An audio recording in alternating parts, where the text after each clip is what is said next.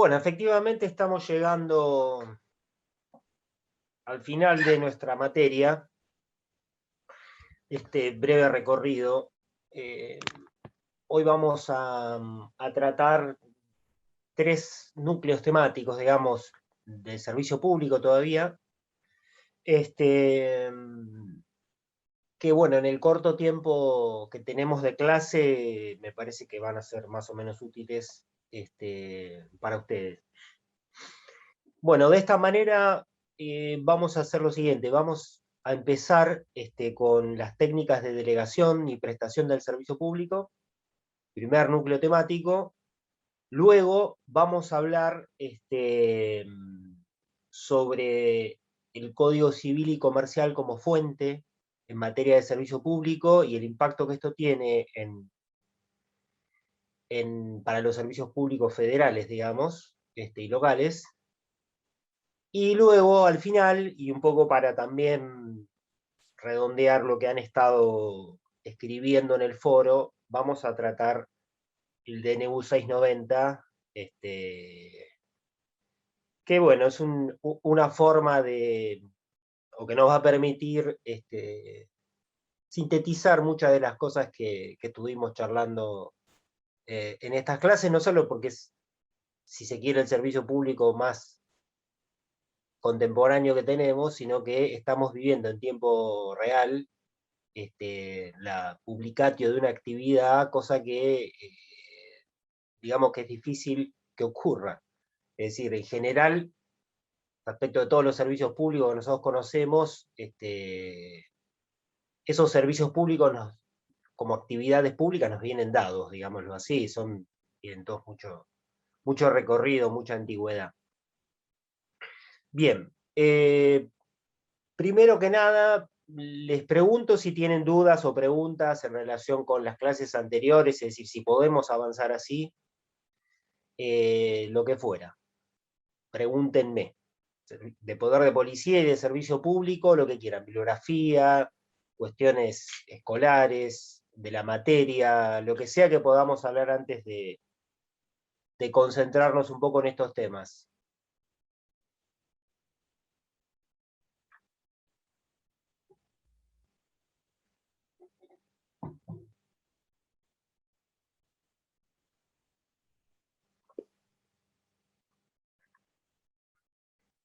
No questions, sin preguntas. Eso quiere decir que estamos o muy bien o tremendamente mal.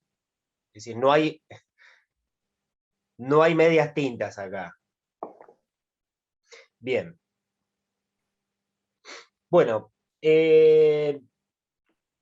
nosotros hasta ahora estuvimos en materia de servicio público navegando en aguas bastante generales, digamos, en relación al concepto, a su anclaje constitucional, jurisprudencial, a las implicancias que en esto tiene el derecho internacional, es decir, en muchas cuestiones que son elementales, como para entender la actividad, el régimen jurídico, para diferenciarlo de las otras técnicas de intervención estatales, es decir, fundamentalmente del poder de policía.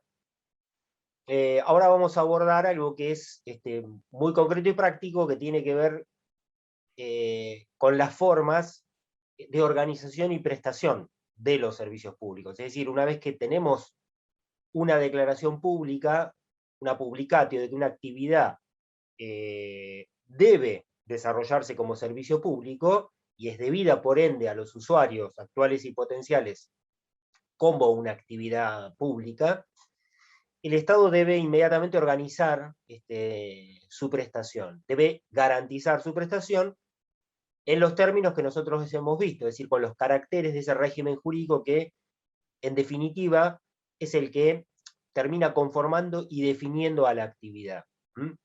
Sea como sea que se denomine, sea como sea que se regule. Nuestra Corte, como vimos en la clase anterior, ha tratado esto de dos maneras, diría yo. De manera tradicional, analizando, digamos, casos en los que se encontraban controvertidas las técnicas de delegación del servicio. Ahí nos vamos a encontrar clásicamente con una enorme cantidad de fallos y de jurisprudencia vinculado a las concesiones. Es decir, que es el título o técnica más antiguo, más clásico, que el Estado utiliza para delegar la prestación de un servicio público. En segundo lugar, va a aparecer un núcleo de cuestiones vinculadas, como hemos visto en el caso NSS Sociedad Anónima del 2014, vinculadas ya con otras técnicas de autorización y vinculados también con la diversificación de los servicios dentro de las mismas actividades. En ese caso se trataba de telecomunicaciones, y de lo que se trataba era de la ocupación del espacio público, del suelo concretamente de la ciudad de Buenos Aires, por redes que no prestaban o que no estaban destinadas a prestar servicios básicos telefónicos, es decir, los servicios públicos clásicos de las telecomunicaciones, sino lo que luego llamaron servicios de valor agregado, digamos, por banda ancha en este caso, que eran internet, televisión, etc. Bien, la discusión ahí era si estaba integrado o no el recurso utilizado, digamos, al servicio público, y si eso era así o no, eso implicaba una solución para cada caso distinta en el marco de la ley de telecomunicaciones, en cuanto a si la Ciudad de Buenos Aires, en este caso el gobierno de la ciudad, podía cobrar o no una tasa o un canon por la utilización del espacio público. En este último marco se solapa también la cuestión de la utilización de otras técnicas de delegación, que son las licencias. En materia de telecomunicaciones son las que efectivamente desde el 93 para acá, pero fundamentalmente después del año 2000, son las que se han erigido en el título más utilizado, digamos, por el Estado para autorizar la prestación de servicios públicos de telecomunicaciones. Bien. Dicho esto, vamos al origen y al principio de los temas. Yo mencioné en las primeras clases, y en la clase anterior especialmente, algo que es fundamental en el régimen del Servicio Público Nacional, que es la mención a las concesiones temporales de privilegios, que se encuentra en la vieja cláusula del progreso-prosperidad. Esa mención, esa inclusión, digamos, como técnica en la cláusula en el 75-18, fue interpretada siempre, yo diría sin ningún tipo de dudas, por nuestra Corte Suprema, como la inclusión, digamos, de la técnica concesional en el marco constitucional, en este caso vinculada, o pareciera ser vinculada originalmente, a la prestación de servicios públicos, pero yo diría que desandando, digamos, la jurisprudencia de la Corte y la legislación nacional, especialmente en la segunda parte del siglo XIX, nos vamos a encontrar con un panorama en el cual la concesión, como técnica administrativa, digamos, de colaboración entre el Estado y los particulares, y luego más concretamente como contrato administrativo, es decir, una técnica de colaboración que asume luego el perfil de un contrato administrativo, resulta unificada respecto a lo que puede conceder el Estado. Es decir, una técnica unitaria vinculada al dominio público, a las obras públicas y al servicio público. Es decir, en su definición básica y en sus alcances, la concesión, digamos, de privilegios que se menciona en el 75-18 de la Constitución, fue utilizada y es utilizada por el Estado para los tres tipos clásicos, digamos, de concesiones que existen. El más antiguo de todos, el originario, diría yo, es el del dominio público, lo que nosotros conocemos ahora como dominio público. Es decir, autorizar a un particular a que despliegue un uso exclusivo, especial, privativo en algunos casos, de un bien dominial, es decir, de un bien que por principio está librado al uso y goce de la comunidad. Luego aparece la técnica vinculada a las obras y a los servicios públicos de manera conjunta. ¿Por qué? Porque en realidad el despliegue, digamos, de los servicios públicos nacionales, especialmente, durante el siglo XIX se hizo a partir de obras públicas nacionales. Es decir, la infraestructura necesaria para prestar cualquiera de los servicios públicos nacionales requirió la realización de obras públicas que contenían entonces en sus concesiones al servicio público que luego se libraba al uso público. Desde el punto de vista, yo diría, doctrinario, es decir, teórico, la concesión, digamos, efectivamente luego será desarrollada en materia de servicio público. Es decir, la más acabada idea de concesión como contrato administrativo, a pesar de que tiene su origen en el dominio público, es desarrollada especialmente por la doctrina del derecho administrativo continental europeo. A nosotros nos influye mucho la doctrina francesa en ese sentido, ya de principios del siglo XX, en materia de concesión de servicio público. De alguna manera, los conceptos, digamos, y el alcance de la concesión de servicio público luego, a su vez, retroalimenta a las concesiones de obras y a las concesiones de dominio público. Desde el punto de vista legislativo, sin embargo, el único régimen general que nosotros tenemos en materia concesional es el de obras públicas. Es decir, originalmente, en la década del 60, se dicta la ley 17.520 sobre concesiones de obra pública, que en realidad reemplaza en parte a la primera ley de obras públicas y unifica el régimen de una cantidad enorme de leyes particulares de concesiones de obra pública, es decir, que autorizaban la realización de obras públicas bajo un régimen concesional, y establece, si se quiere, un piso normativo y conceptual para las concesiones. ¿Tenemos que pedir para el cajón o no? Esa ley 17.520 luego fue modificada en cuanto a su alcance por la Ley de Reforma del Estado, y va a ser la ley que va a ser utilizada como base normativa para las concesiones de servicios públicos privatizados a partir de la Ley 23.696. En materia de dominio público, nosotros no tenemos en principio un régimen general sobre las concesiones, porque en el esquema del Código Civil original, los usos comunes y especiales, donde ingresan las concesiones concretamente, van a ser regulados por las jurisdicciones locales, con lo cual no existe ahí un régimen unificado o unitario, a pesar de que el viejo Código Civil menciona concretamente y expresamente a las concesiones como forma de autorizar usos especiales, pero lo delega a la jurisdicción o lo deja derivado a las jurisdicciones locales, a las provincias, básicamente el establecimiento de esos regímenes. Con lo cual, no existe a ese nivel o a nivel nacional, en una norma nacional, un régimen uniforme, digamos, o más o menos uniforme en materia de concesiones de uso del dominio público. Por eso es muy importante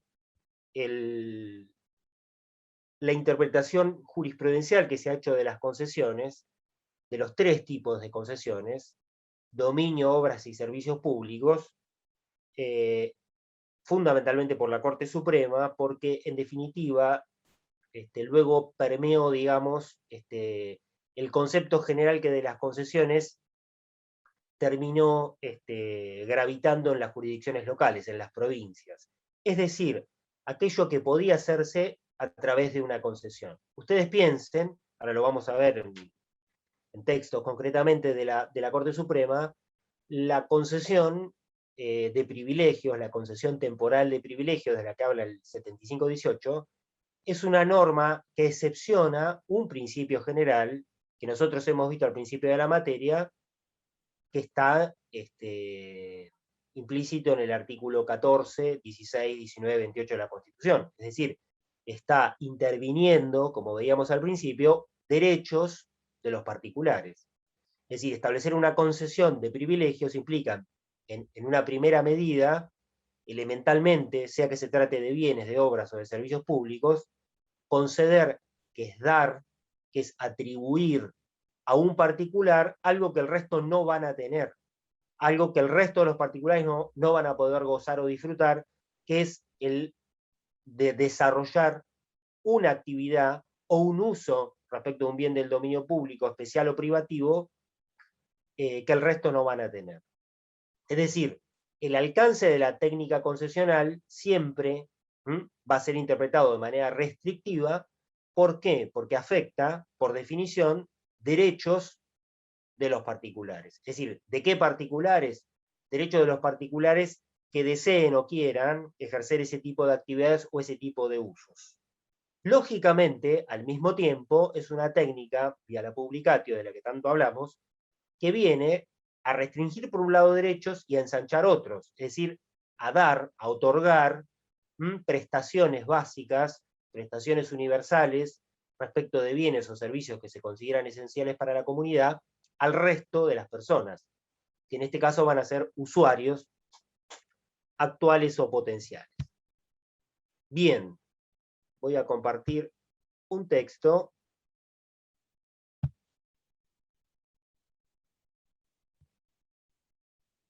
con el que nos vamos a ir guiando. ¿Se ve? Sí, profesor. Bueno. Después se los comparto si quieren, es un resumen de textos que tienen en la bibliografía, pero que hace alusión exclusivamente a esto.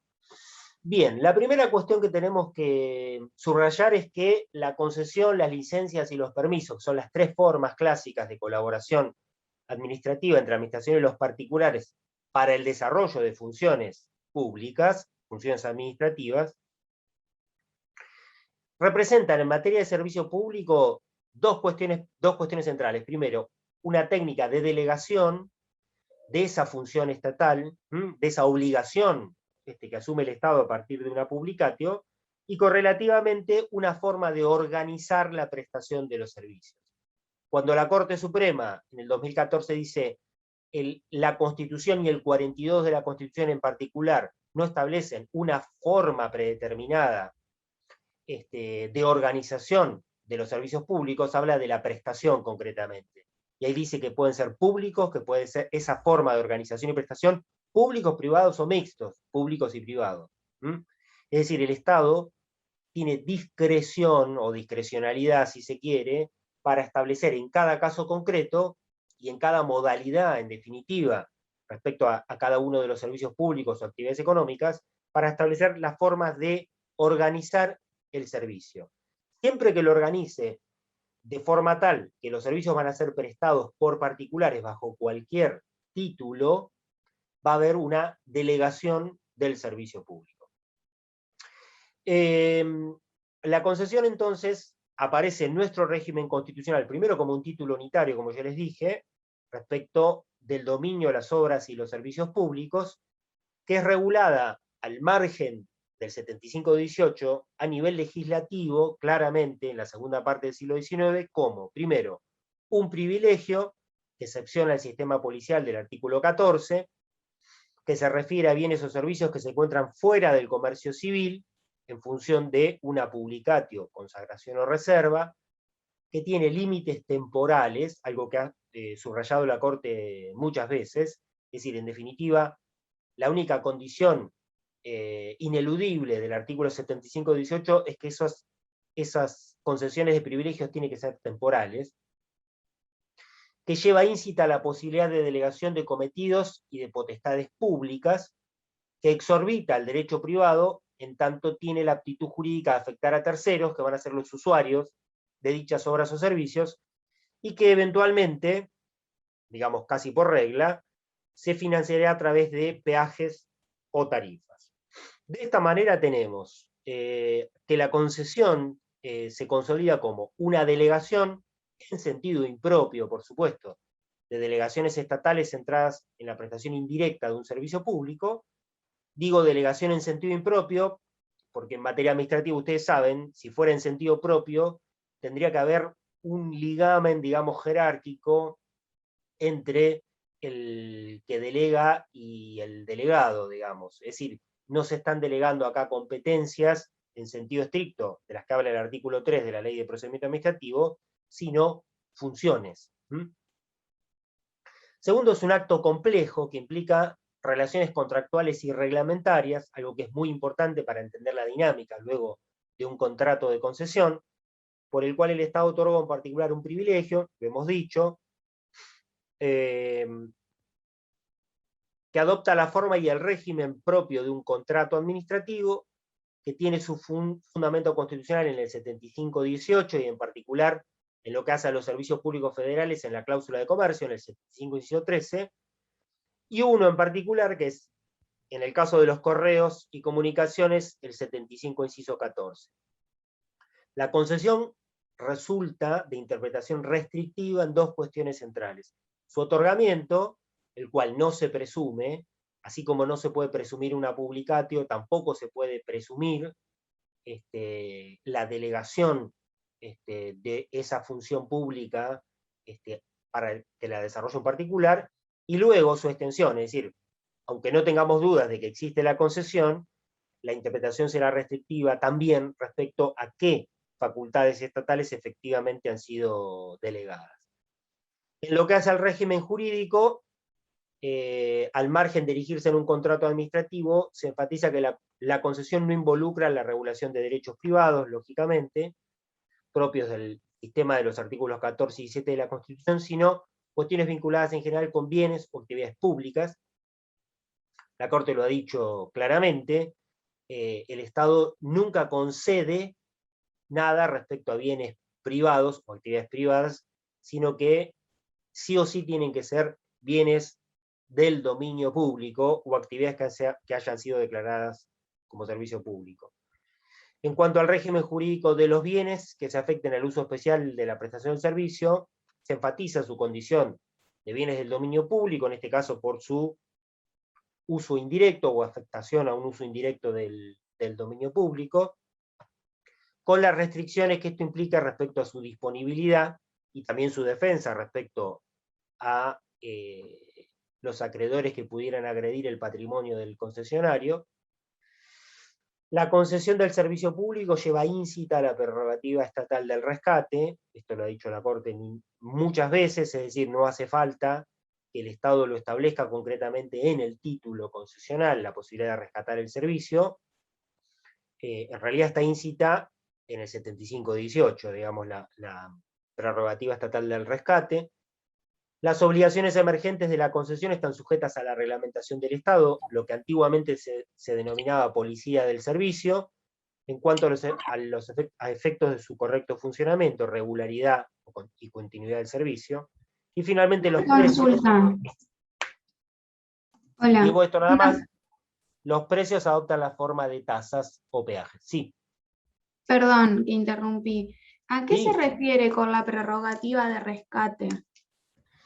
A ver, así como el Estado tiene la posibilidad de elegir delegar la prestación de un servicio público en un particular, correlativamente tiene la potestad de hacer lo contrario. Es decir, de decidir que un servicio que está en manos, cuya prestación está en manos de un particular, vuelva a estar en manos del propio Estado. Es decir, Bien. lo que se rescata es la palabra incluso es una figura bastante antigua. Lo que se rescata no es el servicio público, sino la prestación del servicio público. En nuestro país eso ocurrió de manera general con la Constitución Nacional reformada en 1949. La Constitución peronista del 49 modificó no el esquema de titularidad estatal del servicio, pero sí modificó el esquema prestacional. ¿Por qué? Porque por el artículo 40 de esa Constitución se prohibió que el servicio se delegara por vía de concesiones para la prestación por particulares. Con lo cual, todas las concesiones que estaban en manos de particulares fueron, como se decía en esa época, nacionalizadas. Es decir, volvieron a estar en manos del propio Estado o de empresas estatales. Para lo cual había que rescatar la prestación de esos servicios. me viene la duda porque Sí, en una materia anterior que fue bienes de dominio público del Estado, surgió sí. la consulta esta y si los servicios públicos eran de dominio público o no. Y recuerdo que leí de Gordillo que determinaba que va a depender de quién, en órbita de quién estaba el servicio. Por ejemplo, si era gas, si el concesionario era dueño de lo que sería la extracción del gas y el Mm. transporte, o el Estado. Y en caso de que sea el concesionario el dueño, se podía interponer una cláusula en el pliego de bases y condiciones en donde se determine esto, que en caso de que no estuviera cumpliendo de más, le pasaría a la órbita del Estado el dominio. No sé si habrá funcionado así en la reforma de la Constitución que nombraste recién. No, a ver, en realidad estamos hablando de algo que está muy vinculado, pero que está en dos planos diferentes. El rescate del servicio tiene que ver con la definición, digamos, de quién presta el servicio. Esto es así. Es decir, por supuesto, para hablar de rescate, el servicio tiene que estar en manos de particulares, porque si no el Estado no puede rescatarlo. Es decir, no tendría Sí, sentido la figura. Es decir, el Estado primero lo delegó y después recupera, digamos, la prestación del servicio. Eso por un lado. En cuanto al régimen de los bienes, eso es algo que puede, a ver, yo te lo voy a simplificar de la siguiente manera, porque es bastante complejo. Los bienes con los cuales se presta un servicio público en manos de particulares pueden ser de propiedad estatal o de propiedad de los particulares. Cuando se concesiona un servicio público, muchas veces el Estado lo que hace es entregar una infraestructura pública, por ejemplo, las redes por las cuales se presta el servicio, se distribuye el servicio de gas que vos mencionaste, al momento de la privatización de gas del Estado, que era la empresa nacional que lo prestaba, ya existían y son bienes del dominio público. ¿Mm? Cuando vos lo ponés eso en manos de particulares, no dejan de ser bienes del dominio público, sino pasan a ser propiedad de esos licenciatarios o concesionarios. Sí. ¿Eh? Bien, bien, Pero, bien. eso por un lado, pero al mismo tiempo, cuando se produce este tipo de pasajes, es decir, de prestaciones públicas a privadas, y se ponen en manos bienes públicos de privados, también ocurre que esos particulares se van a comprometer a hacer inversiones para expandir el servicio o para prestarlo, que van a implicar que incorporen bienes a las concesiones. Esos bienes que se incorporan, en muchos casos van a ser bienes propios del concesionario. Sí. A ver, por ejemplo, una distribuidora, Camusi, como distribuidora del servicio de gas, va a tener la infraestructura que le dio Gas del Estado, que no se la dio en propiedad, no se la vendió, sino que se la dio para que distribuya, sí, para que por su licencia cumpla ese servicio público, pero después va a haber construido oficinas, comprado autos, a ver, contratado personal, va a ser un montón de inversiones, digamos, que están acordes a la obligación que asume concretamente, pero que al momento de que se termine su concesión, porque siempre va a tener un plazo, tendrá que determinarse, como vos decías, en el pliego de condiciones o en el contrato en particular, cómo esas inversiones que no hayan sido amortizadas se le van a reconocer al concesionario.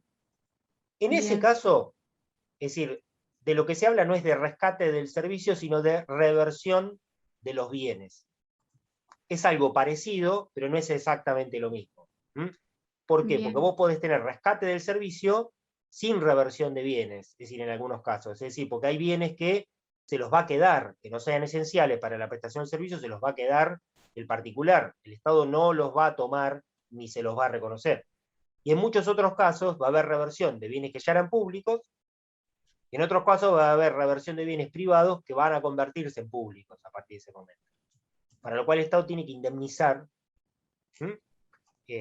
por esas inversiones no amortizadas en todo caso, porque el particular concesionario licenciatario no tiene por qué regalárselo a la comunidad, digámoslo así, pero siempre en función de, primero, cada servicio en particular no va a ser igual en cada servicio, y segundo, en función de lo que establezca el marco regulatorio de ese servicio. Es decir, como vos decís, en el caso de una privatización, los pliegos por los cuales se convocó a una licitación para ver quién se iba a hacer cargo de la prestación del servicio y luego el contrato. Bien. Esto ocurrió desde el 90 para acá en materia de ferrocarriles, en materia de telecomunicaciones, en materia de gas y de luz, etcétera, etcétera. En materia de agua y cloacas, digamos, en todos los servicios que ya existían y la nación prestaba a través de empresas públicas, obras sanitarias de la nación, agua y energía eléctrica, gas del Estado, YPF en algunos casos prestaba servicios, y te puedo nombrar algunas más. La privatización de esas unidades, digamos, de prestación pública de servicios implicó la transferencia de dos cosas. De un título para prestar el servicio, que autoriza a prestar el servicio, y por ende, por ejemplo, a imponerle un precio o una tarifa a los usuarios, las condiciones de, y segundo, un régimen de bienes, es decir, de los bienes que están afectados concretamente a la prestación del servicio. ¿Está bien? Una pregunta sobre esto que estamos hablando. ¿El Estado tiene la posibilidad de corroborar el tema de la inversión que hace el concesionario? Sobre todo en el caso de revertir una concesión y que, bueno, le sea puesto ese argumento como una cuestión para no perderla. Y segundo, respecto al plazo de vigencia de las concesiones, ¿es discrecional o hay un límite establecido? A ver, empiezo por el final, que es más fácil. Plazo no hay. Es decir, la condición constitucional es que sean temporales. Y es una condición lógica en función de que no se está regulando, como en materia de policía, un derecho de los particulares, que no puede tener, por supuesto, un límite temporal. Es decir, o el límite temporal... Se puede hacer por 100 años. A ver, sí, de hecho, hay concesiones que se han establecido por... En general los 100 años no se usan, se usan 99. Sí, decir, como las sociedades que, anónimas o de responsabilidad claro, limitada. Sí. Exacto, pues es una rémora histórica que o sea, si superaba los 99 años parecía que en realidad no tenía plazo. Es decir, claro. Pero bueno, está sujeto en realidad a distintas variantes que son no solamente discrecionales, sino que son muy coyunturales. A ver, por ejemplo, las licencias con exclusividad que se le dieron a las telefónicas en el año 93 tenían un plazo. Pero ese plazo no estaba vinculado ahí concretamente a la licencia en sí, sino a la exclusividad. Es decir, nuestro país se dividió en dos, norte-sur, ¿no? Y las Telecom y Telefónica, cada uno en un ámbito, tenía un plazo de exclusividad para desarrollar sus inversiones, las inversiones que se habían comprometido a hacer, y recuperar razonablemente esas inversiones en un plazo. La exclusividad tenía que ver con eso, por ejemplo. Luego, vencido el plazo, no es que no tienen más concesión, sino que en realidad lo que no tienen es exclusividad. Es una forma de establecer dimensiones, si se quiere, para los plazos. Luego, en relación a las inversiones, es algo que ahora vamos a ver en particular, que en principio históricamente diferenciaba las concesiones de las licencias, ¿no? Y que en nuestro régimen jurídico particular dejó de diferenciarlas justamente por la Ley de Reforma del Estado. Es decir, las concesiones, así como otorgan un privilegio al particular, lo cargan de obligaciones. Es decir, si vos tenés como particular, como empresario concretamente, el privilegio de prestar un servicio público, tenés la obligación de prestarlo de la manera en que el Estado te lo exige. Es decir, obligatoriamente no podés negárselo arbitrariamente a nadie, en condiciones de regularidad, continuidad y universalidad. Para lo cual, vos tenés que asegurar la expansión de la infraestructura que es necesaria para la prestación de ese servicio, luego vas a tener que asegurar tecnológicamente que eso se adecue a cada momento histórico, porque las telecomunicaciones no son iguales a las de hace 50 años, ¿verdad? Entonces, el particular, el concesionario no podría tener un derecho adquirido, por ejemplo, a prestar sus servicios solamente con los teléfonos que tenían Cotel.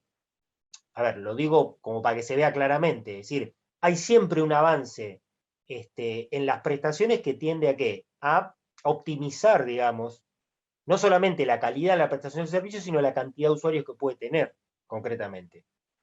Toda concesión tiene un régimen de inversiones, que en definitiva, ese régimen de inversiones se va a ver sintetizado en la tarifa. ¿Por qué? Porque la tarifa del servicio, que es el precio que nosotros estamos obligados a pagar como usuarios, tiene la función de, primero, remunerar los costos del servicio, es decir, y luego, en definitiva, remunerar un beneficio para el que presta el servicio. Es decir, las dos cosas. Dentro de los costos, a su vez, está la expansión del servicio. El Estado puede decidir, junto con el concesionario, muchas cuestiones ahí que son variables. El Estado puede incluso subsidiar parte de las inversiones que los concesionarios puedan hacer. ¿Para qué? Para que no se trasladen a la tarifa. Por ahí apuntaba mi pregunta también, porque cuando el Estado otorga una concesión, entiendo que no se desentiende completamente de ese servicio público, también se queda con algunas obligaciones. Estaba viendo acá en este texto que estábamos leyendo que, por ejemplo, el tema de autorizar los aumentos de precios. Sí. Pero entiendo que de alguna manera, porque es un tema que cada tanto sale a debate público, a través de los noticieros, el tema de las inversiones que hacen los concesionarios en relación a los servicios públicos que le fueron otorgados o concesionados por el Estado, ¿no? Que el Estado realmente tenga un control de si estas inversiones se realizan acorde a las necesidades actuales. A ver, por supuesto que nosotros partimos de dos realidades, si querés. Una realidad del deber ser y otra del ser. En el plano del deber ser, por supuesto que eso tiene que ocurrir. Es decir, porque si no, no hay tarifa que se pueda justificar técnicamente. Es decir, si el concesionario no puede demostrar los costos, es decir, las inversiones que efectivamente tiene, eroga, para la prestación del servicio, no va a poder demostrar tampoco la razonabilidad del beneficio que tiene. Y por ende, no se va a poder demostrar la razonabilidad de la tarifa.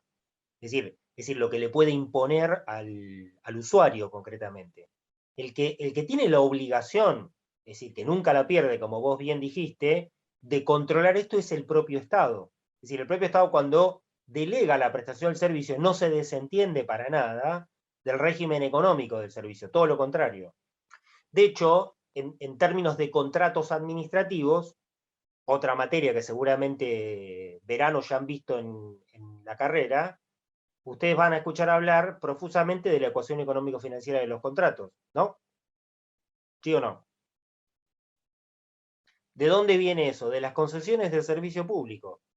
Es decir, ¿por qué? Porque primero eso se desarrolla teóricamente en función de que las concesiones de servicio público son los primeros contratos públicos de largo aliento, digamos.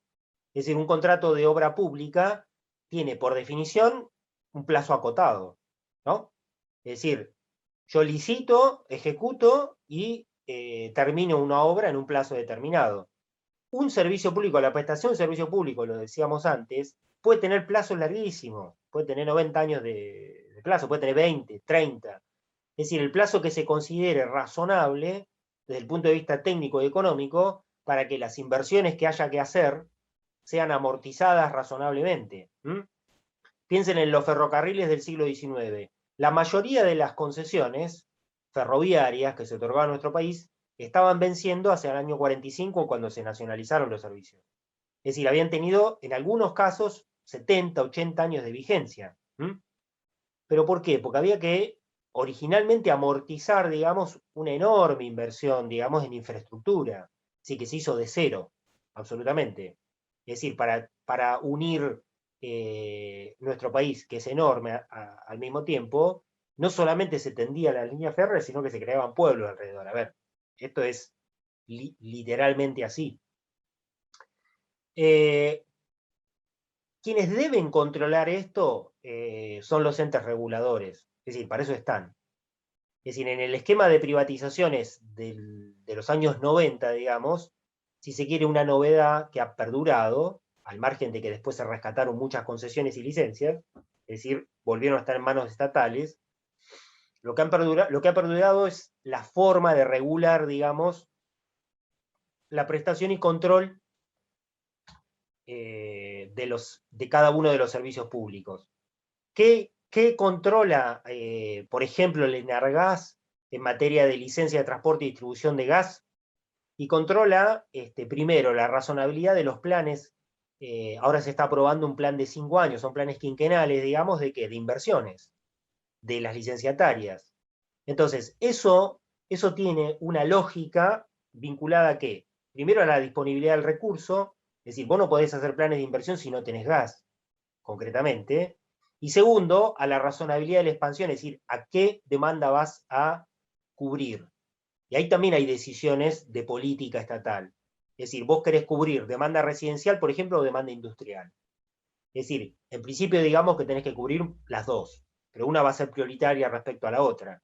Entonces, las inversiones, que van a ser los actores de esa industria concretamente, van a estar autorizadas en función de esas políticas. Es decir, de lo que los marcos regulatorios marcan y de lo que en cada momento histórico, a su vez, va a ser necesario. En los 90, digamos, o en el año 92, digamos, cuando se privatiza gas del Estado, la realidad, digamos, de la producción de gas era una, en los primeros 2000 y a mediados de los 2000 fue otra, ¿sí? Donde comenzó a haber escasez concretamente. Hoy yo diría que es otra también. ¿Por qué? Porque, por ejemplo, apareció Vaca Muerta. Es decir, hay cosas que son históricamente contingentes en este sentido. Ahora, los planes de inversión, que no son unos para siempre, es decir, cuando se privatiza un servicio o cuando se delega la prestación, no se aprueba un plan que dura los 20 o 30 años, digamos, de esa concesión, sino que se va revisando en función de lo que veníamos hablando, es decir, de las necesidades concretas del servicio, de sus posibilidades tecnológicas, económicas, etc. Bien, eso está en manos del Estado y concretamente en manos de entes de control y de regulación que se supone que tienen una competencia de expertise en ese sentido, es decir, que están solo para eso. Y que en principio no deberían estar o no deberían ser permeables a decisiones de pura contingencia política, ni tampoco, lo que se llama captura de los reguladores, a la voluntad de los controlados. Deben ser independientes de ambas cosas. Bueno, ¿estamos hasta acá? ¿Sí? Bien. En materia de concesiones, y para redondear, digamos, los puntos que marqué antes, en palabras de la Corte concretamente, citas de fallos de todas las épocas de la Corte. La concesión no es un contrato puro y simplemente, sino un acto de autoridad.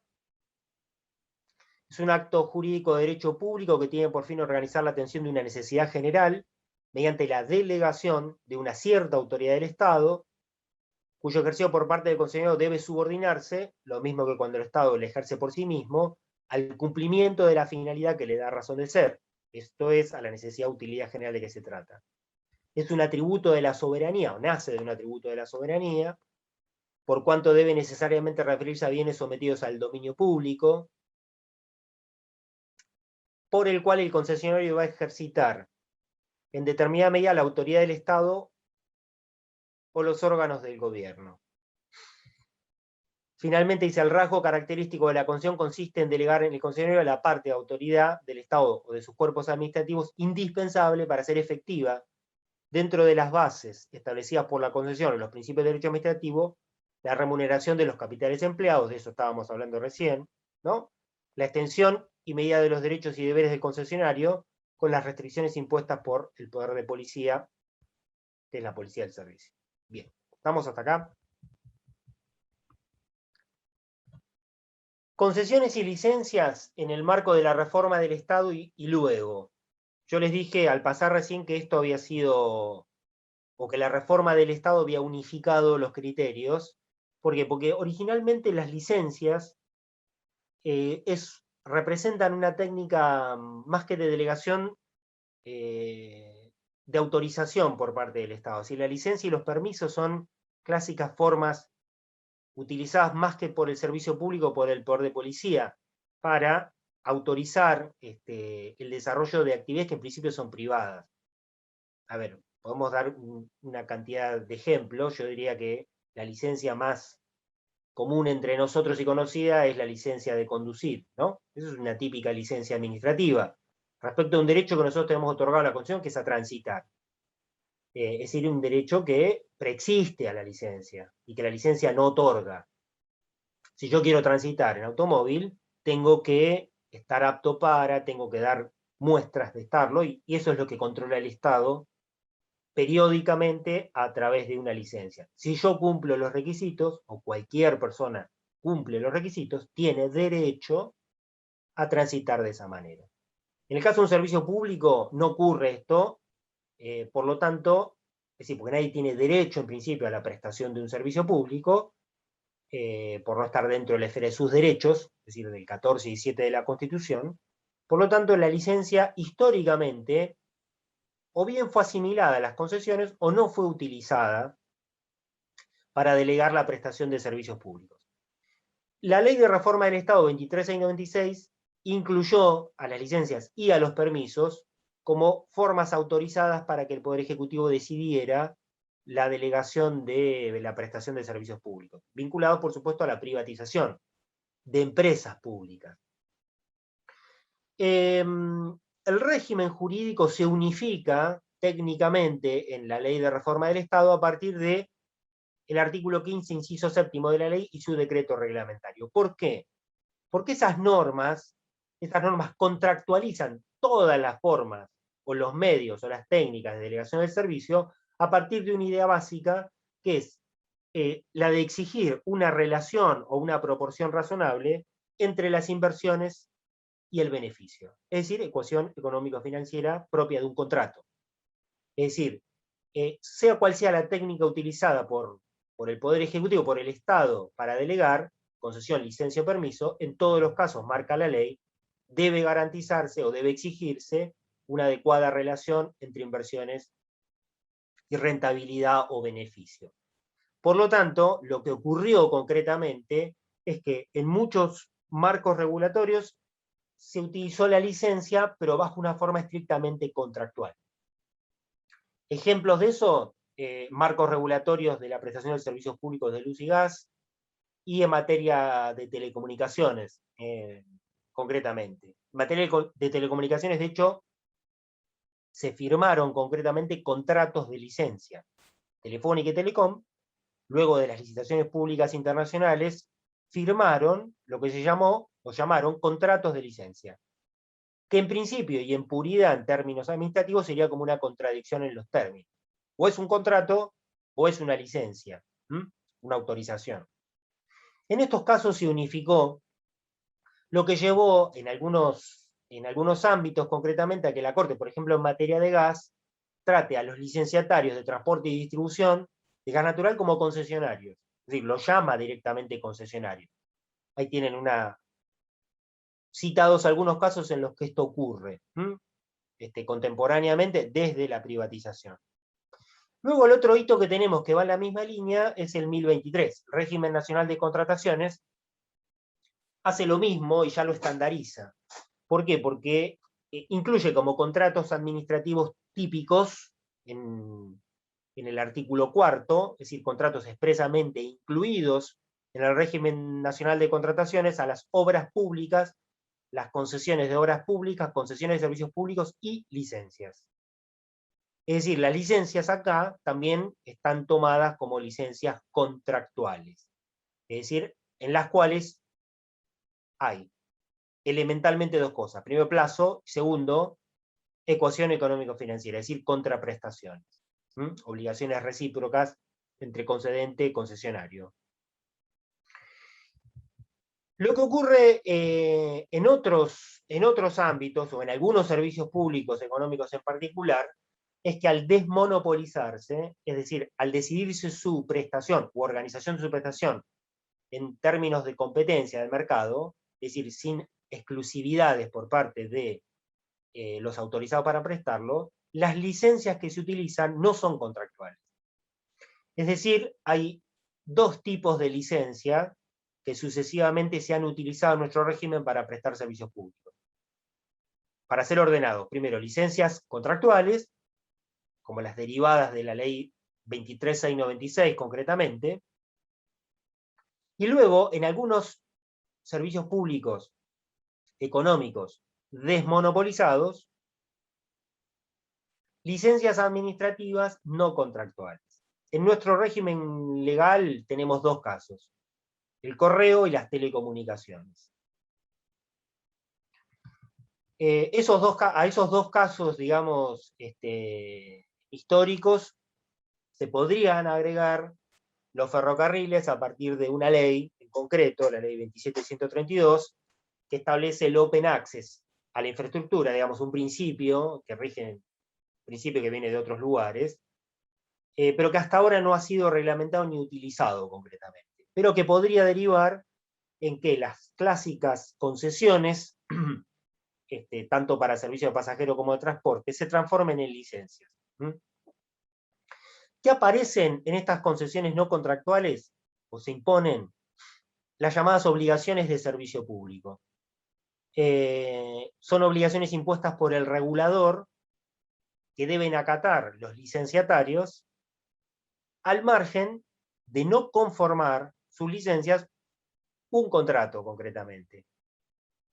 Es lo que está ocurriendo ahora, o lo que va a ocurrir a partir de ahora, en materia de telecomunicaciones o a partir del decreto 690. Es decir, el título, la licencia por la cual se prestan los servicios de telecomunicaciones sigue siendo el mismo, son licencias no contractuales, derivan formalmente del decreto 764 del año 2000, que fue el que reguló la desmonopolización de estos servicios, pero a partir de la modificación de la ley de TICS, el Estado, declarándolo servicio público, se reserva la posibilidad de establecer obligaciones puntuales para determinados tipos de servicios, que en general en Europa llaman servicio universal, pues un núcleo duro, digamos, de esos servicios puestos o abiertos a la competencia, en los cuales va a haber obligaciones de servicio público. Es decir, obligaciones que hagan a la obligatoriedad, a la regularidad, a la continuidad de la prestación de una porción de servicios en esas actividades económicas, concretamente. Por supuesto, es la versión, si se quiere, más desnutrida, más light de servicio público que puede haber. Es decir, en este caso, solo una parte restrictiva, digamos, de toda la actividad económica de que se trate, va a ser regulada como servicio público. Y luego va a poder ser exigida por los usuarios como un servicio público. No el resto de toda la actividad. Para ser más o menos gráfico, en materia de correo, el Estado decide qué servicios concretos son los obligatorios que los usuarios podemos exigir dentro de la idea de servicio universal. Por ejemplo, cartas simples de hasta determinado gramaje o encomiendas hasta determinado peso. Luego, todo el resto de los servicios fuera de ese esquema son de libre oferta por parte de los mismos licenciatarios y no están sujetos a tarifas, es decir, a un precio regulado por el Estado. En materia de telecomunicaciones tiene que ocurrir lo mismo, o debería ocurrir lo mismo. ¿Estamos hasta acá? ¿Sí o no? ¿Sí? Bueno, último escalón de esto, los permisos. Los permisos son todavía más raros en materia de, como título habilitante, en materia de prestación de servicios públicos. A nivel nacional, donde históricamente se han utilizado es en materia de transporte automotor de pasajeros. Tanto en el transporte urbano como interurbano. Es decir, concretamente en la explotación, digamos, de estos servicios públicos, acá yo tengo la cita legal, del transporte automotor urbano de pasajeros, decreto 656/94, que es el marco regulatorio, digamos, establece en el artículo 17 que la explotación de los servicios públicos se desarrollará mediante permisos otorgados por la autoridad de aplicación. Permisos. El transporte interurbano, lo mismo. No tienen en este caso ninguna diferencia desde el punto de vista conceptual, al margen de su nombre, con las licencias. Funcionan de la misma manera. Todos los que estén en condiciones de prestar estos servicios tendrían derecho a que se les dé un permiso para. O, por ejemplo, en materia de telecomunicaciones, todos los que garanticen las condiciones mínimas que exige el marco regulatorio para prestar estos servicios, tienen derecho a que el Estado les otorgue una licencia. Esa es la gran diferencia respecto a las licencias contractuales. Las licencias contractuales son iguales a las concesiones. Ahí nadie tiene derecho a ser concesionario. En el caso de los servicios desmonopolizados, es decir, los servicios que por regla general deben permitir la mayor cantidad posible de prestadores, para que los usuarios puedan elegir, digámoslo así, ocurre lo contrario. Es decir, el Estado debe garantizar las condiciones de apertura suficiente de esos mercados para que exista la mayor cantidad de usuarios posibles. De prestadores posibles. Vamos a tratar los otros dos temas propuestos. En principio, una cuestión que me parece muy importante y que tiene que ver con el tema de las fuentes, pero que es muy importante desde el punto de vista de la defensa de los derechos de los usuarios, tiene que ver con la configuración que actualmente, después de la reforma constitucional, tenemos de normas regulatorias o reglamentarias, digámoslo así, del artículo 42 de la Constitución. A ver, breve repaso de esto. ¿Cuál es nuestro punto de partida? El punto de partida es que el servicio público, así como lo hemos hablado en materia de poder de policía, desde el punto de vista constitucional es local. Es decir, me podría bastar el artículo 121 de la Constitución para establecer o delinear, digamos, todo un régimen de servicio público local. La excepción a eso son las normas federales, que vía la cláusula del comercio y prosperidad, le quitan competencia, digamos, a las provincias respecto a determinadas actividades. El fundamento, por supuesto, tiene que estar vinculado a la interjurisdiccionalidad y luego a la razonabilidad y la utilidad del régimen. Es decir, tiene que poder justificarse que es la manera más adecuada, la federalización, la manera más adecuada, quizá la única, de que esa actividad pueda regularse de manera eficaz, de manera eficiente. Ahora, esto implica siempre una separación, digamos, jurisdiccional, en el sentido de que los servicios, desde el punto de vista de las potestades, en cuanto a su declaración, es decir, a la publicatio, y en cuanto al establecimiento de las condiciones de su organización y prestación, por lo que veíamos antes, es decir, si los va a prestar el Estado de manera directa a través de empresas públicas, o lo va a hacer a través de particulares, por vía de concesiones, licencias o permisos, es algo que queda reservado a cada una de las jurisdicciones dentro de sus potestades. Es decir, es algo en lo cual en principio no pueden interferir las otras jurisdicciones.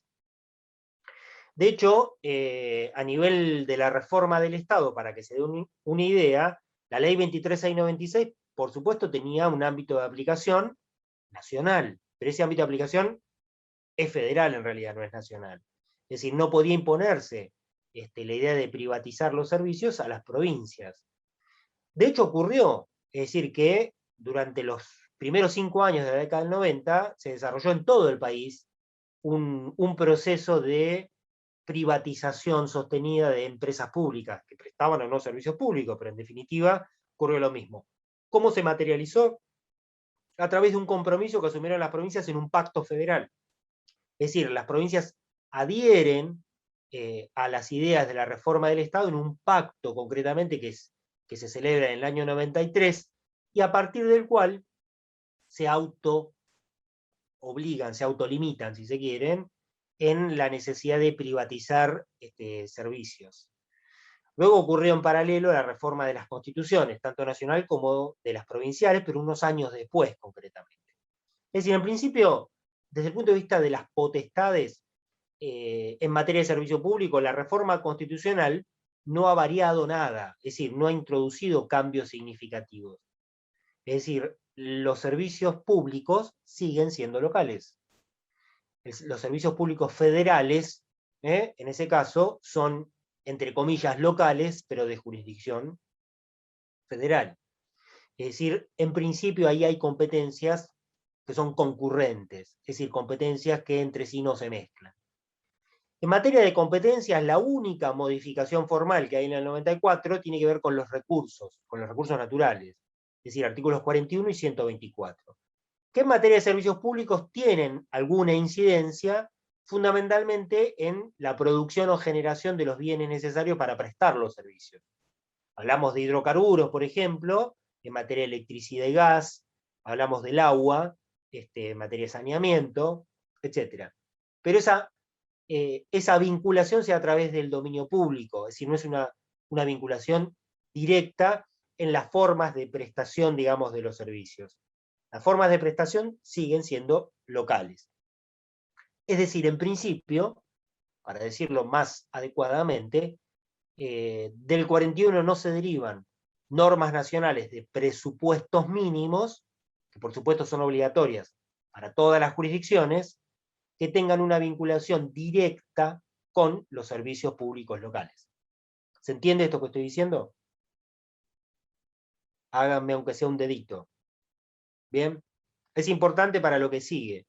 Es decir, en materia de dominio público o de regulación del dominio público natural, concretamente, aguas, fundamentalmente, sí voy a tener una incidencia directa. Es decir, las leyes nacionales de presupuestos mínimos sí van a condicionar, digamos, al dominio público local, concretamente. Ahora, en materia de servicio público, eso está desplazado, digamos, en la regulación, de manera tal que esas regulaciones no los van a afectar de manera directa. Lo que sí va a ocurrir es que van a aparecer normas nacionales que van a tener el mismo efecto que las normas nacionales de presupuestos mínimos que son ambientales. Y esas normas son dos, básicamente.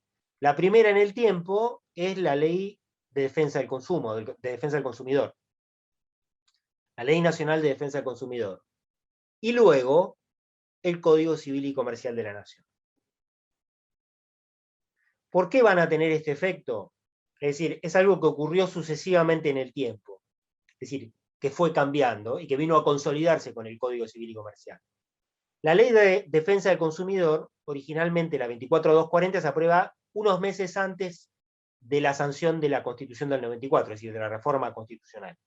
Es una ley que en principio, que influyó en el artículo 42, concretamente de la Constitución, influye en la necesidad de incorporar una norma como la que finalmente se incorpora en el 42, pero que no tiene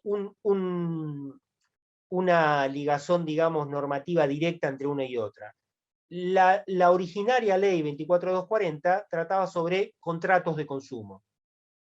Es decir, la relación de consumo original de la 24240 estaba limitado a los contratos de consumo. Lógicamente, el 42, como después lo ha dicho la jurisprudencia nacional y de la Corte en particular profusamente, no se limita a reconocer derechos en relación de consumo vinculados a contratos. Es decir, los contratos privados o públicos que impliquen relaciones de consumo de bienes o de servicios públicos o privados, que son todas las posibilidades que tiene el 42, en realidad son una de las posibilidades. ¿Qué quiere decir esto? Que los derechos y garantías establecidos en el 42 no son predicables y por ende exigibles por los usuarios solamente en materia de contratos de consumo. Esto implicó, primero, una modificación del texto de la ley 24240, modificación que se fue dando sucesivamente en el tiempo, es decir, se fue adecuando a esta idea, digámoslo así, pero que terminó de modificarse, es decir, terminó de ser concebida como tal con la reforma que se le hace en el año 2008.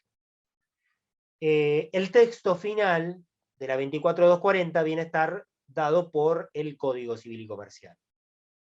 Ahora, antes de ir al texto, hablemos de algunas cosas que son importantes en materia de fuentes. Primero, la ley 24.240, desde su sanción en el 93, fue considerada y fue sancionada como una ley complementaria del Código Civil.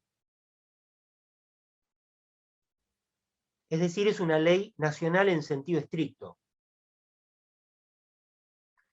No es una norma que se llama nacional pero es federal, como por ejemplo nuestra ley de procedimiento administrativo. La ley nacional de procedimiento es una ley federal.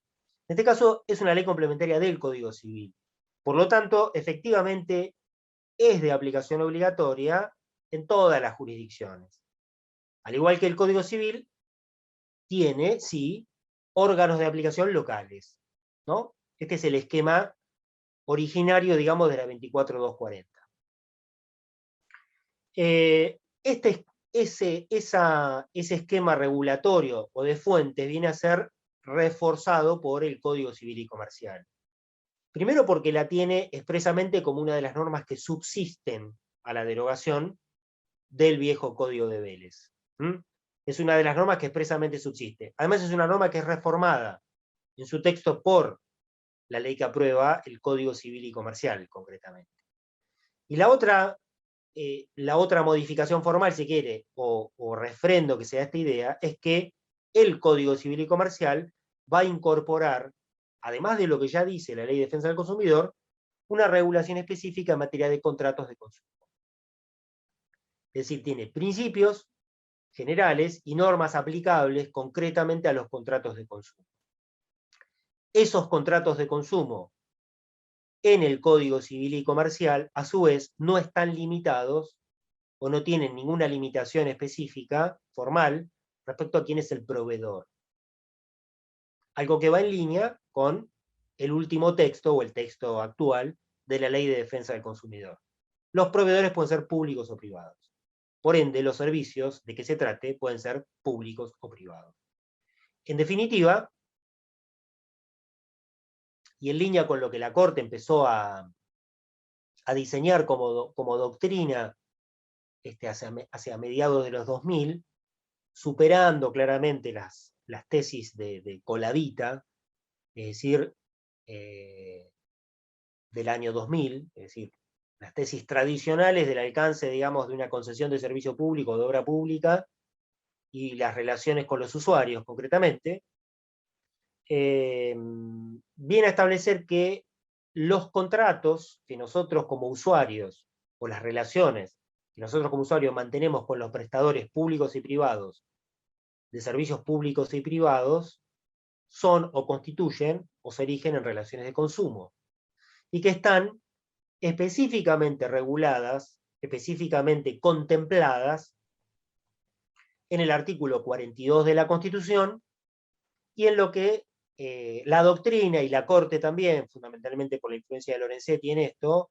denomina el microsistema o subsistema del consumo, de protección de los consumidores.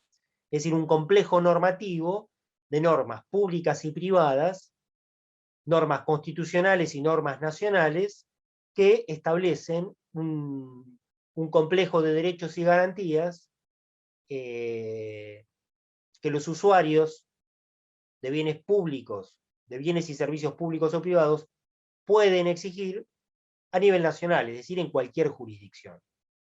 Esto nos lleva a tener una asimetría, si se quiere, en las regulaciones que antes no eran asimétricas. En materia de servicio público, el servicio público era local, siempre en cuanto a sus regulaciones, es decir, a las potestades y a los derechos que garantizaba a los usuarios. Es decir, en eso había una coherencia, una homogeneidad en el régimen. Actualmente nosotros tenemos servicios públicos locales, es decir, provinciales o federales, si se quiere, en cuanto a las potestades, en cuanto a su régimen de organización y prestación. Es decir, ahí no hay interferencias entre las jurisdicciones. Pero en materia de derechos tenemos un régimen nacionalizado. Es decir, un régimen que está provisto por normas que son indisponibles para las jurisdicciones locales. Es decir, normas que tienen una jerarquía constitucional o nacional, como en el caso del Código Civil y Comercial y la Ley de Defensa del Consumidor, que es una ley de orden público, que resultan indisponibles para las jurisdicciones locales. Esto lleva necesariamente a la posibilidad de que exista una falta de armonía entre las regulaciones sectoriales. ¿Por qué? Porque a estas regulaciones nacionales le van a seguir necesariamente la regulación de cada servicio público en particular. Regulaciones que van a ser federales o provinciales y en algunos casos municipales. ¿Se entiende lo que digo? Tengo el 42 de la Constitución, el Código Civil y Comercial, la Ley de Defensa del Consumidor, y después, por ejemplo, la Ley 24076 en materia de transporte y distribución de gas natural. ¿Cómo juegan? ¿Cómo juegan entre sí? La Ley 24076, que es una norma federal, no puede prevalecer respecto al Código Civil. Es decir, y ni tampoco respecto a la Ley de Defensa del Consumidor. Es decir, sus ámbitos de aplicación, que en principio debieran ser diferentes, en este caso están solapados. Y por lo tanto, lo que ocurre es que como una no puede prevalecer sobre la otra, se aplican de manera simultánea. Lo cual, para nuestro sistema clásico de fuentes, es una anomalía, es una novedad, si se quiere. A ver, esto ocurre clásicamente en ordenamientos jurídicos que se denominan en la doctrina como multinivel, y que generalmente se da con ordenamientos internacionales. El ejemplo más clásico, para estudiarlo, para verlo, es el de la Unión Europea. Tengo normas supranacionales, normas internacionales, normas nacionales y normas locales que funcionan en un único sistema. ¿Qué norma se va a aplicar para resolver cada caso? Ese es el problema concreto. No es un problema de jerarquías ni de fuentes. No importa si es de fuente internacional o de fuente nacional, y no importa la ubicación de esa norma. Lo que importa es cómo regula. Y ahí aparecen principios de hermenéutica o principios ordenadores cuando yo tengo que aplicar legislaciones de distinta fuente y con distintas autoridades de aplicación que entre sí no son armónicas. Es decir, que no regulan de la misma manera la misma situación jurídica, la misma relación jurídica. Van a aparecer algunos principios para armonizar y para componer la solución normativa de cada caso. Esos principios vienen del derecho internacional también, porque es donde más se ha dado este problema. Nosotros internamente, en esta materia, estamos aplicando jurisprudencialmente fundamentalmente dos principios que vienen del derecho internacional de los derechos humanos. El primero, el más clásico, es el principio pro homine, y otro derivado es el principio de favor debilis. Dos principios latinos. A ver, principio pro homine, aplicación del derecho internacional de los derechos humanos en condiciones de igualdad y no discriminación, elementalmente, y conforme lo establece, por ejemplo, el artículo 29 del Pacto de San José, que es una norma muy clara en esta materia.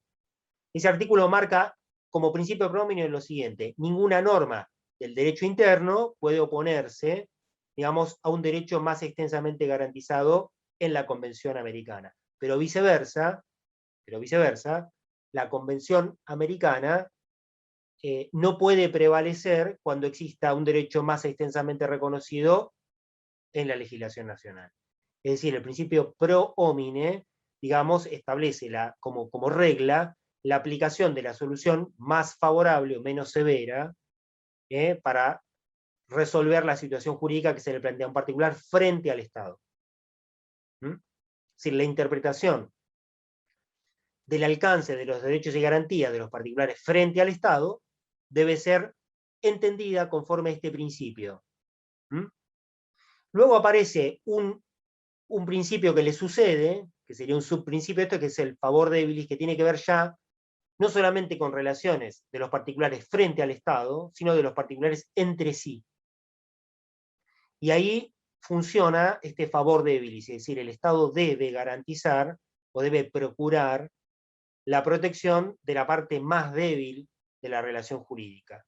El ejemplo más clásico, más tradicional, viene en el derecho laboral.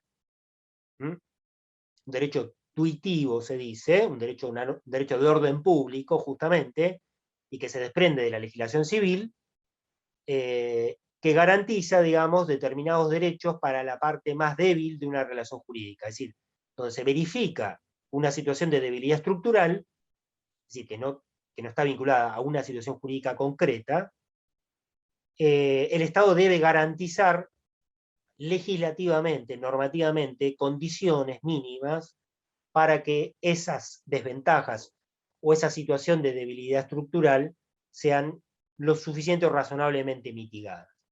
En materia de servicio público ocurre en este momento exactamente lo mismo. ¿Por qué? Porque nuestra Corte Suprema, desde el año 2008 para acá, considera a los usuarios de servicio público como sujetos especialmente vulnerables. Es decir, los pone en la misma condición que otros sujetos vulnerables que han sido reconocidos constitucionalmente. La Corte dice, el caso Ledesma contra Metrovías, digamos, es el leading case en esto, después lo desarrolla en otros. La Corte dice, el 42 de la Constitución establece derechos específicos para los usuarios de servicios públicos, los usuarios y consumidores en relación de consumo de servicios públicos, partiendo de la consideración de que son sujetos especialmente vulnerables o particularmente vulnerables. ¿Por qué? Porque están en una situación de desventaja estructural respecto a los proveedores de esos servicios, sean estatales o particulares. Una situación de desventaja que no les permite, básicamente, que discutir las condiciones de acceso y de prestación de esos servicios. ¿Estamos hasta acá? ¿Sí o no? ¿Sí? Me están mandando mensajitos, pero no los puedo ver en tiempo real. Bueno, sí, después subo el material. Bien, ¿cómo se resuelve esto o estos problemas normativamente en las normas que estamos hablando? La ley de defensa del consumidor tiene una serie de normas que lo vienen a resolver de una manera muy concreta, de manera expresa también. En su redacción actual, la 24.240, tiene una serie de normas que son de aplicación estricta a esto. Primero, en la definición de su ámbito de aplicación, el artículo 2, cuando define proveedor, algo que nos interesa, dice: proveedor es la persona física o jurídica de naturaleza pública o privada que desarrolla de manera profesional, aún ocasionalmente, actividades de producción, montaje, creación, construcción, transformación, importación, concesión de marca, distribución y comercialización de bienes y servicios destinados a consumidores o usuarios. Es decir, alcanza a todos los proveedores públicos y privados de servicios públicos. Luego, en el artículo 3, tenemos la primera norma de hermenéutica que nos va a ayudar a integrar estos ordenamientos jurídicos. El artículo 3 indica: relación de consumo es el vínculo jurídico entre el proveedor y el consumidor o usuario. Las disposiciones de esta ley se integran con las normas generales y especiales aplicables a las relaciones de consumo, en particular la Ley de Defensa de la Competencia y la Ley de Lealtad Comercial. En caso de duda, es decir, en caso de que no sepamos qué norma prevalece o qué norma aplicar, en caso de duda sobre la interpretación de los principios que establece esta ley, prevalecerá la más favorable al consumidor. Primer criterio. En caso de duda en la aplicación de las normas generales, la Ley de Defensa del Consumidor y las otras dos normas sectoriales que están mencionadas, que son también normas nacionales, lealtad comercial y defensa de la competencia, se va a aplicar o debe prevalecer la más favorable al consumidor. Las relaciones de consumo se rigen por el régimen establecido en esta ley y sus reglamentaciones, sin perjuicio del que el proveedor, por la actividad que desarrolla, está alcanzado a sí mismo por otra normativa específica. ¿A qué hace alusión este último párrafo del artículo 3? A los marcos regulatorios de servicios públicos, por ejemplo. a los marcos regulatorios de las empresas de medicina privada. Es decir, a regímenes jurídicos ya sectoriales que regulen una determinada actividad, cuyo alcance puede ser estrictamente local, además. Entonces, primer criterio, la norma más favorable al consumidor.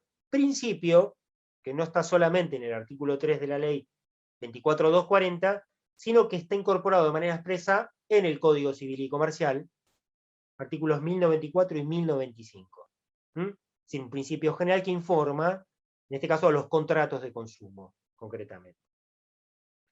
Luego, el artículo 25 de la 24.240 establece los servicios públicos domiciliarios con legislación específica, es decir, marcos regulatorios provinciales o nacionales, federales, y cuya actuación sea controlada por los organismos que ella contempla, es decir, entes reguladores de cada una de las actividades concretamente, serán regidos por esas normas específicas, por esas normas y por la presente ley.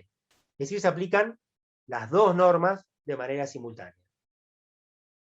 En caso de dudas sobre la normativa aplicable, resultará la más favorable para el consumidor, lo mismo que el artículo 3. Es decir, en este caso ya para servicios públicos domiciliarios de manera específica. Los usuarios de los servicios podrán presentar sus reclamos ante la autoridad instituida por la legislación específica, es decir, los marcos regulatorios, o ante la autoridad de aplicación de la presente ley, es decir, las oficinas de defensa del consumidor, que son locales. Entonces, acá tengo para los servicios públicos domiciliarios dos cuestiones. Primero, la legislación que se aplica, simultáneamente la legislación sectorial y la legislación nacional de defensa del consumo, y luego las autoridades de aplicación de esas normas, los entes reguladores de cada una, sectoriales de cada una de esas actividades, y las oficinas de defensa del consumidor. El artículo 31 de la Ley de Defensa del Consumidor agrega: la relación entre el prestador de servicios públicos y el usuario tendrá como base la integración normativa dispuesta en los artículos 3 y 25 de la presente ley, que ya los leí. Es decir, en materia de servicios públicos, la propia ley habla de la necesidad de integrar normativamente, sobre la base de los principios de hermenéutica del 3 y del 25, todo el complejo normativo del que estamos hablando. Normas constitucionales, normas nacionales, que son Código Civil y Comercial, Ley de Defensa del Consumidor, Ley de Defensa de la Competencia, Ley de Lealtad Comercial, y los marcos regulatorios, que son siempre sectoriales y locales. ¿Vamos hasta acá? ¿Sí o no? Conflictos que se han dado, conflictos de competencia. Conflictos de competencia que se han dado y que la Corte hasta ahora ha resuelto de manera, yo diría, no definitiva, sino que los va resolviendo caso por caso. Se le aplica una multa, una sanción a un prestador de servicios públicos autorizado por la Nación Federal, Telefónica, es decir, telecomunicaciones. Se le aplica una multa en una provincia por una autoridad local de defensa del consumo. Es decir, los particulares acuden a esa autoridad y sobre la base de la Ley de Defensa del Consumidor, es decir, de todo este complejo normativo, se establece que hay una violación de la Ley de Defensa del Consumo, o del Código Civil en todo caso, y se le aplica una sanción a un prestador de servicios públicos nacional. ¿Qué ha ocurrido? Telefónica, digamos que ha tenido muchas de estas situaciones, tendría que recurrir esa sanción ante la justicia provincial, que es lo que se establece a nivel local en la aplicación de la Ley de Defensa del Consumidor. Ha interpuesto, digamos, conflictos, o ha propuesto conflictos de competencia en esto. ¿Por qué? Porque sostiene que en el marco de la prestación de su servicio público, concretamente regido por normas federales, le corresponde el fuero federal para resolver esto. Es decir, las sanciones que se le impongan no podrían ser revisables por la justicia provincial. La Corte, ¿qué ha dicho hasta ahora en sucesivas causas que tiene citada en el artículo que yo le subí? Ha dicho dos cosas. Primero, un régimen no desconoce ni anula al otro. Es decir, puede haber sanciones por los órganos de control específicos, órganos entes reguladores de cada uno de los servicios y puede haber sanciones vinculadas a la aplicación de la Ley de Defensa del Consumidor. Es decir, son dos ámbitos diferentes. Lo que no puede hacerse es que las oficinas de defensa del consumidor desconozcan en la aplicación de sanciones normas puntuales que rigen la actividad y que sean locales, es decir, federales o provinciales estrictamente. Entonces, es una solución de compromiso porque es muy difícil de ver en algunos casos puntuales, ¿no? Así, por ejemplo, si el particular usuario está discutiendo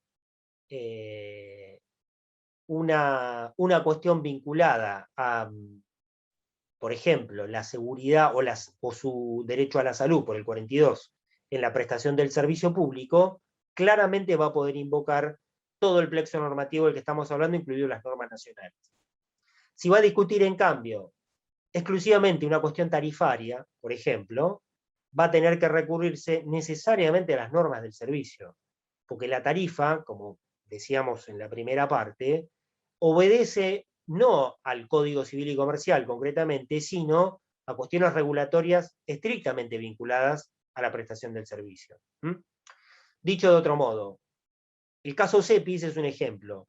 Cuando se discutió la validez de un acto del gobierno nacional aprobatoria de una tarifa, en el caso de la tarifa de distribución del gas concretamente, sin haberse realizado una audiencia pública de manera previa, es decir, en violación al 42, concretamente, y al marco regulatorio, que lo establecía de una forma, la que terminó entendiendo, al margen de que se presentaron acciones de amparo y medidas cautelares en muchas jurisdicciones distintas, la que terminó entendiendo es la justicia federal.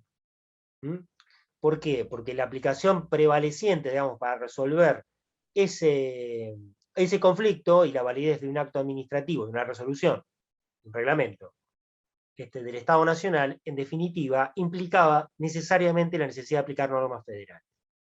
Esas normas federales no pueden ser aplicadas por autoridades locales, sea autoridades administrativas o judiciales, concretamente. ¿Está claro esto? ¿Sí o no? Por lo menos tiene que estar claro el concepto, el título. En la práctica esto trae conflictos y va a traer sucesivamente conflictos. ¿Por qué? Porque claramente hay una asimetría en la regulación desde el punto de vista de las potestades por un lado y los derechos por otro. Los derechos están nacionalizados y las potestades siguen siendo locales.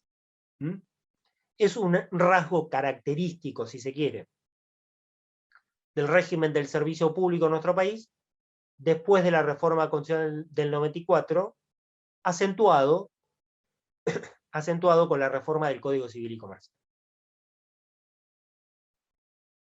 O con la sanción, perdón, del Código Civil y Comercial. ¿Estamos? ¿Sí o no? Bueno.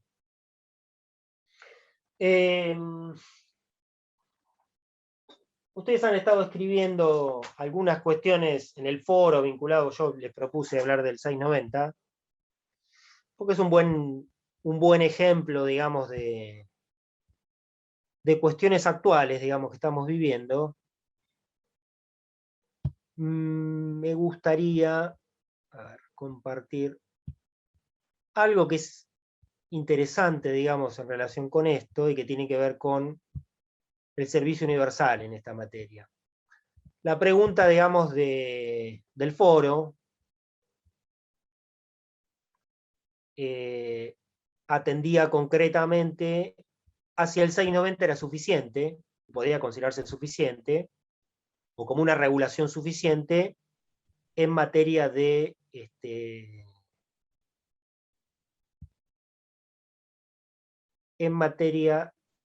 o para el establecimiento de este servicio público. Ahí está. ¿Están viendo esto o no? ¿Sí? Sí, profesor. Bueno. A ver, en el foro han surgido posturas distintas, haciendo alusión, yo creo fundamentalmente a una serie de cuestiones. Primero, han discutido bastante al DNU, es decir, el medio por el cual el Estado Nacional declaró determinadas actividades involucradas en la ley tecnología de la información y comunicación como servicio público. A ver, es un problema porque se supone que un DNU, como bien lo marcó Leandro en la clase en que lo trató específicamente, no tendría que tener la vocación de permanencia, digamos, de una ley propia, de un marco regulatorio de un servicio público, ¿no? Es decir, la situación excepcional, digamos, que vendría a resolver un DNU, en principio, no sería compatible con una publicatio.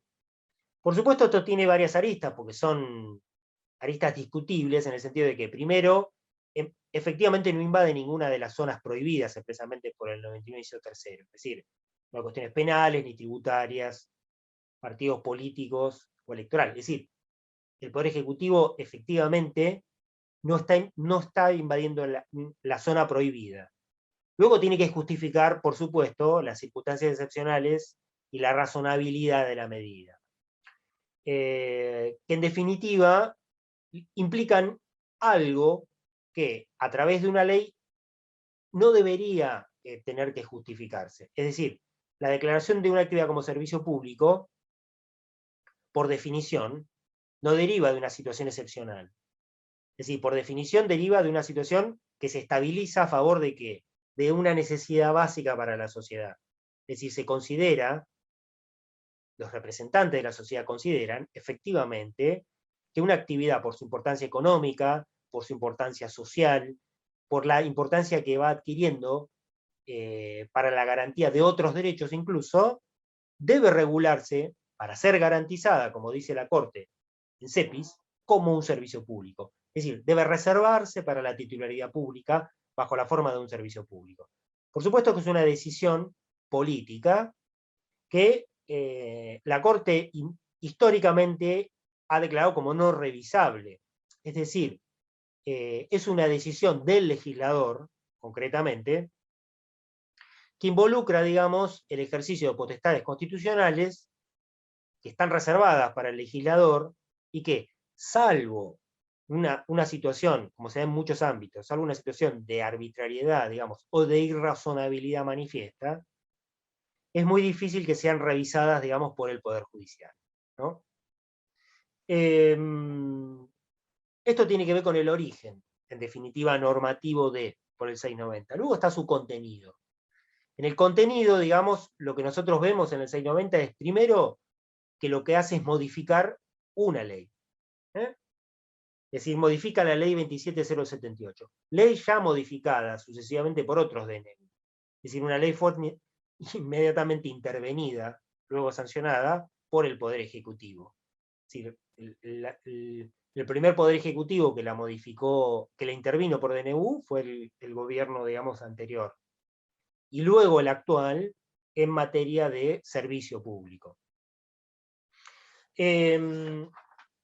La otra característica que tiene esta intervención en materia de servicio público, yo diría que tiene que ver con, no su publicatio, no la definición.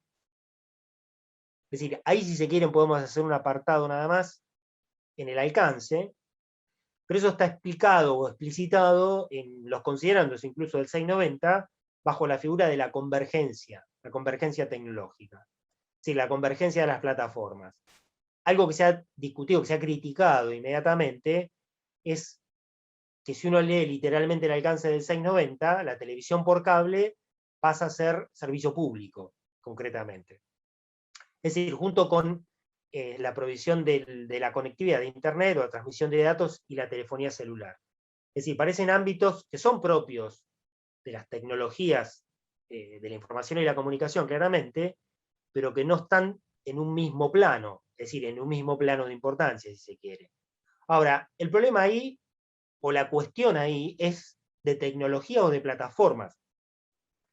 Los prestadores de estas actividades, los licenciatarios de estas actividades, que había antes y que siguen siendo los mismos después del 690, pugnaron durante muchos años, yo diría durante unas décadas, por la convergencia de todos los servicios posibles en una misma plataforma. Es decir, ¿en función de qué? En función del avance tecnológico, en función de la plataforma, digamos, física que provee la fibra óptica concretamente, y luego del streaming. Es decir, por fibra óptica van todos los servicios físicamente, y luego por streaming a su vez, es decir, por transmisión de datos concretamente, se pueden prestar servicios que antes tenían otro soporte. Es decir, en materia de uso del espectro radioeléctrico hay muchos cambios que por supuesto están siendo discutidos, que no están resueltos. Hay un fenómeno de convergencia y hay decisiones que tiene que tomar el Estado, concretamente regulatorias en ese sentido.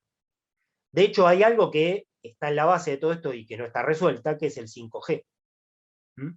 Es decir, que tiene que ver concretamente con la tecnología, digamos, que tiene que utilizarse o que puede utilizarse para desarrollar la infraestructura por la cual se van a prestar estos servicios. Y ahí aparecen otras complejidades, porque ustedes lo saben, o no, pero pueden leerlo en los diarios, es decir, la adopción o no del 5G no es algo que decide el Estado libremente, es decir, no es una cuestión del ámbito exclusivamente nacional, sino que involucra intereses geopolíticamente que son del orden mundial. Entonces, que el Estado decida adoptar esa tecnología o no, tiene un montón de consecuencias que exceden totalmente, completamente, a la regulación del servicio público en particular. Es decir, es una de las características que tiene esta actividad concretamente, o las telecomunicaciones en particular, las comunicaciones. Luego aparece la característica de la publicatio. Es un servicio público que se declara como tal con dos características. Ese es un servicio público esencial, se dice por un lado, y en competencia. Dos características. La esencialidad del servicio, lo hemos visto en clases anteriores, no tiene que ver con su objeto, no tiene que ver con la forma de prestación concretamente, tiene que ver con los derechos que tiende a asegurar concretamente, y en principio la esencialidad de un servicio público, y por ende la necesidad de su reserva para la titularidad pública, como dice la Corte, haría ruido con la idea de competencia. Es decir, no es incompatible totalmente, pero es claro que si yo considero a una actividad o a una parte de la actividad como esencial para la satisfacción de derechos fundamentales, está claro que yo la tengo que regular de manera tal que no quede librada a la libre oferta y demanda, es decir, a las condiciones del mercado.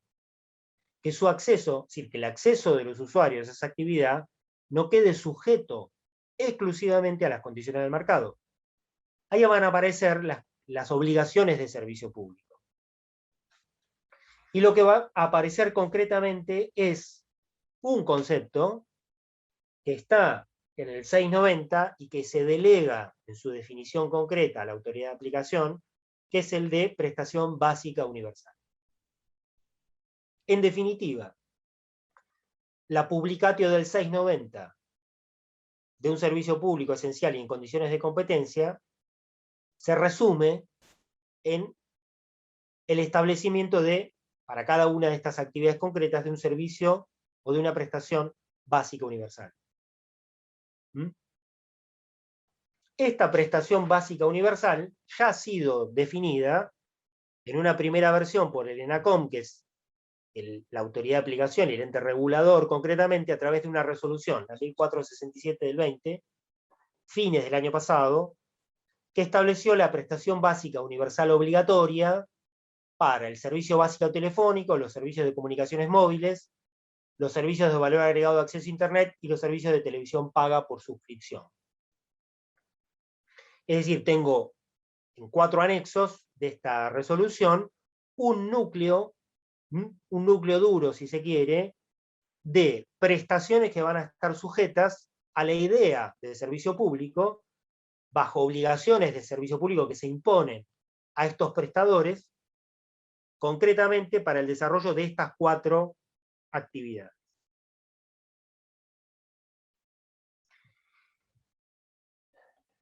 El único tema que tiene esto es que este servicio, estas prestaciones básicas, la prestación básica universal obligatoria en cada una de estas actividades, es exigible no por todos los usuarios, no por algunos usuarios. Es decir, la regulación concretamente que se hace de la prestación básica universal no atiende de manera exclusiva a un mínimo de prestaciones, es decir, un mínimo de calidad y cantidad de servicio, como ocurre habitualmente en materia de servicios desmonopolizados, lo que se denomina servicio universal generalmente, sino que, contemplando ese mínimo, a su vez se lo vincula a determinados usuarios o grupos de usuarios. Si ustedes van a la resolución, se van a encontrar, acá lo tengo transcripto, se van a encontrar con un grupo de lo que podemos decir usuarios desventajados. Es decir, los usuarios más carentes, digamos, de estos servicios públicos. Serían, en términos de lo que ha dicho la Corte en los últimos 15 años por lo menos, serían sujetos particularmente vulnerables en su sola condición de usuarios, que a su vez están en una condición de particular o especial vulnerabilidad. Por su condición social, por el grupo etario que integran, por los fines, digamos, de bien público o interés público que persiguen, como en el caso, por ejemplo, de las entidades de bien público y fomento, etcétera, etcétera. Es decir, es una reducción de la reducción. Y esto es el peligro, o sea, esto que ocurre a nivel reglamentario, es el peligro de no contar, o puede ocurrir por no contar con un marco regulatorio que establezca en realidad las condiciones elementales de lo que puede llamarse prestación básica universal de un servicio. Es decir, el núcleo duro del servicio público que va a tener que ser respetado por los prestadores públicos y privados que en competencia estén habilitados para prestarlo. Aún estando así limitado, ya ha sido, ustedes lo saben, judicializado.